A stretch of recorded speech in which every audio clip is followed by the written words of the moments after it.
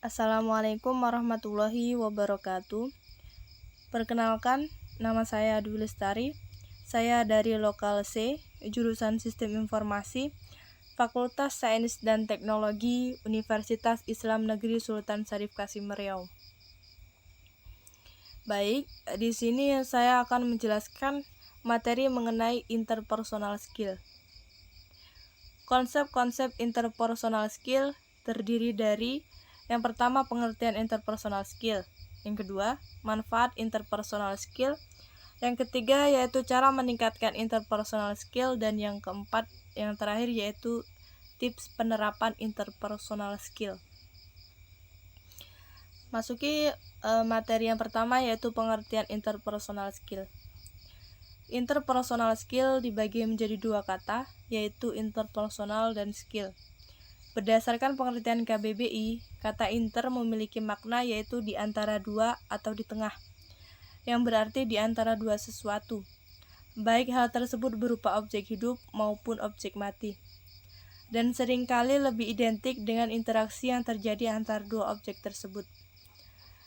Dan kata personal memiliki makna yang berarti bersifat pribadi atau perorangan, sedangkan makna kata dari skill yang berasal dari bahasa Inggris adalah suatu keahlian atau kemampuan. Dari pengertian masing-masing kata, dapat disimpulkan bahwa interpersonal skill ini merupakan kemampuan setiap orang dalam berinteraksi dengan orang lain.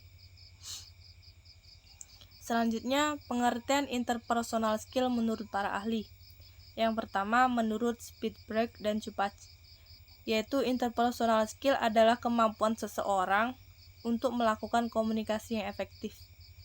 Yang kedua, menurut Zerving, yaitu interpersonal skill adalah kemampuan untuk membangun dan menjaga hubungan yang efektif. Nah, jadi apa itu interpersonal skill?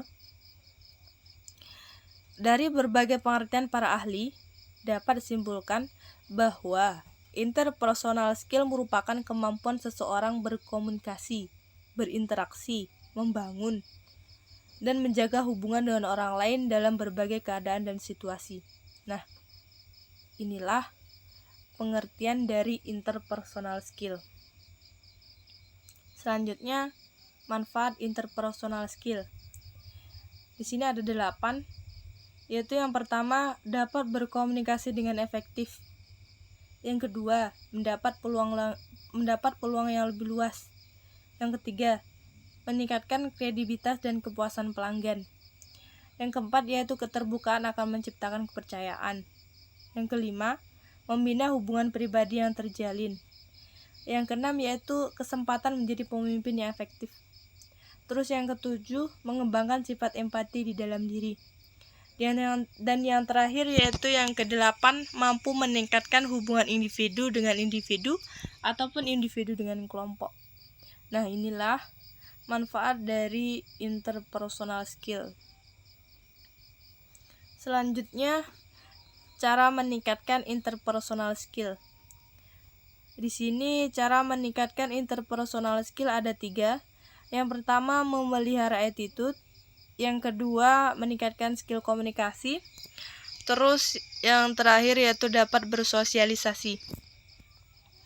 Yang pertama yang harus dilatih untuk meningkatkan interpersonal skill adalah membiasakan attitude selalu baik dimanapun, kapanpun, dan dalam kondisi apapun. Yang paling basic dari attitude adalah cara kita berkomunikasi, kedewasaan kita berinteraksi, ya terutama dalam menyesuaikan cara kita berkomunikasi dengan siapapun, seperti berkomunikasi dengan orang tua, teman, anak kecil, rekan kerja, bos, ataupun yang lain. Terus salah satu cara mengasah aspek etis kita dalam berkomunikasi adalah selalu bersikap ramah dan tersenyum kepada siapapun itu. Selain bersikap ramah, biasakan untuk selalu berempati ketika orang berbicara sesuatu kepada kita, seperti dengan cara mendengarkannya dengan baik tanpa sibuk sendiri dengan smartphone ataupun dengan yang lainnya. Nah, ini sangat penting ya. Terus yang kedua, meningkatkan skill komunikasi. Kemampuan ini berfokus pada bagaimana kita menyampaikan pesan dengan efektif tanpa menimbulkan miskomunikasi. Cara untuk meningkatkan skill komunikasi salah satunya adalah dengan menjadi pendengar yang baik. Nah, dengan menjadi pendengar yang baik, tentunya kita mampu memahami lawan bicara kita. Dan tentunya kita bisa menyampaikan pesan komunikasi sesuai dengan konteks pembicaraan, sehingga tidak terjadi miskomunikasi. Yang terakhir yaitu yang ketiga, dapat bersosialisasi. Orang yang terlalu fokus pada dirinya sendiri akan cenderung menghindari kegiatan sosialisasi. Nah, tentunya sikap seperti ini akan berdampak buruk sebab dalam perspektif sosiologi, manusia adalah makhluk yang tidak mampu hidup sendiri. Segala sesuatu di dunia ini jika dikerjakan bersama maka akan lebih mudah dan tentu hasilnya lebih bagus. Terus memasuki materi selanjutnya yaitu tips penerapan interpersonal skill. Di sini ada 5. Yang pertama, selalu tersenyum. Terus yang kedua, apresiatif. Yang ketiga, perhatian. Yang keempat, menjadi pendengar. Yang kelima, berkomunikasi dengan baik. Yang pertama, selalu tersenyum. Senyuman yang tulus yang keluar dari hati seseorang akan memunculkan energi positif pada orang lain dalam pergaulan. Wajah yang selalu terlihat ceria pasti bisa membuat orang lain ikut merasa senang dan tidak sungkan berteman dan berkomunikasi dengan kita. Ya. Terus yang kedua, apresiatif. Maksud dari apresiatif ini adalah memberi atensi tinggi terhadap orang yang mengajak bicara.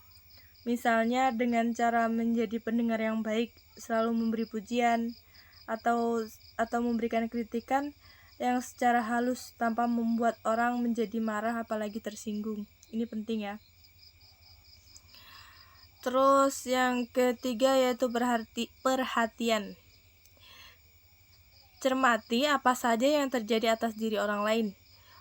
Terus momen-momen apakah yang selalu menjadi orang itu bisa merasa bahagia dan memberikan pujian tulus kepadanya. Sebaliknya, ketika sedang berada dalam kesusahan, kasih dia dukungan dan bantuan. Terus yang keempat, menjadi pendengar yang baik.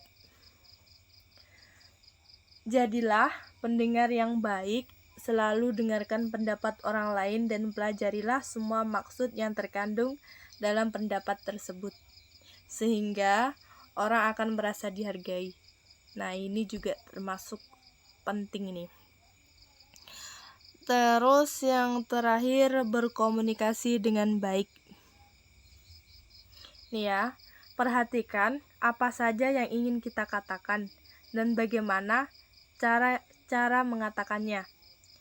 Komunikator yang baik harus bisa menghindari kesalahan persepsi terhadap orang-orang sekitar dengan perkataan yang tidak jelas dan mudah dipahami. Baik, cukup ini yang bisa saya sampaikan. Kurang dan lebihnya saya mohon maaf. Akhirnya, Assalamualaikum warahmatullahi wabarakatuh.